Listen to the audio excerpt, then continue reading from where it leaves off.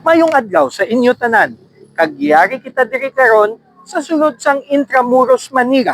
Kag sa likod naton, amo ini ang tanyag kag kilala kag pinakauna nga Baroque church nga himo sa bato nga gintukod diri sa pungsod sang Pilipinas. Tuig sang 1571, upod sa kay Miguel Lopez de Legazpi ang mga Agustinian friars. Una man nga nagtukod sang simbahan sa sini nga duog. Kagkabalo-bala kamo nga ini ang Baroque Church nga gintukod sa tong 1587, ikaapat na humalin sa tong 1571. Ang una nga simbahan nga himo sa light materials kasubong sang kawayan kag nipa. Naguba sang ginatake sang mga locals ang ini nga simbahan kontra sa Kristyanismo. Kag nasundan pa sang duwa pa gid ka bag-o nga mga made of light materials nga mga simbahan nga naguba naman sang linog diri sa Manila.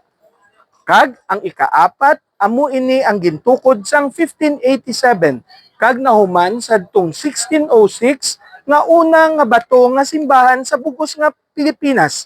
Kag sadtong tuig sang 1993, along with other Baroque churches in the Philippines, ini siya nasakop man sa UNESCO bilang bag-o nga gindeklara nga UNESCO Heritage Site, kasubong sang mga tanyag nga mga istruktura nga makita naton sa Europa kag sa iban pa nga mga bahin sang kalibutan.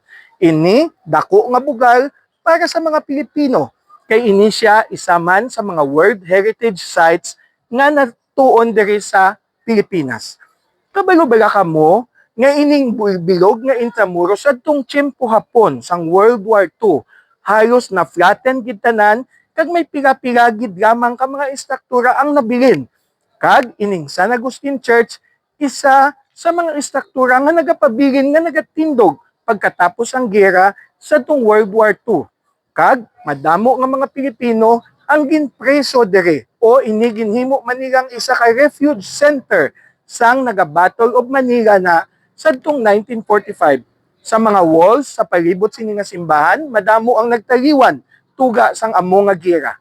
Pero sa mga 1940s kag 1960s, ila na gin-restore ini nga simbahan apang nagapabilin ang iya original nga Baroque nga style nga gindisenyo pa sadtong 1587 ni Father Macias ni Father Jose Macias nga isa ka Meksikano nga arkitekto nga amo ang original nga nagdisenyo sini nga simbahan.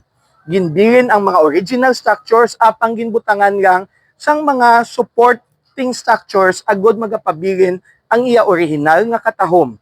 Kagkaron ini nagapadayon nga nagaimbitar sang madamo nga mga tawo agud magbisita sa isa sa pinakatigula nga simbahan nga bato o mismo pinakatigula nga simbahan nga bato diri sa Pilipinas. Amo ini ang San Agustin Church. Para sa ihibalo sang mga Victoriasanon, ako, si Konsehal Dino Acuña, ang paryente sang masa.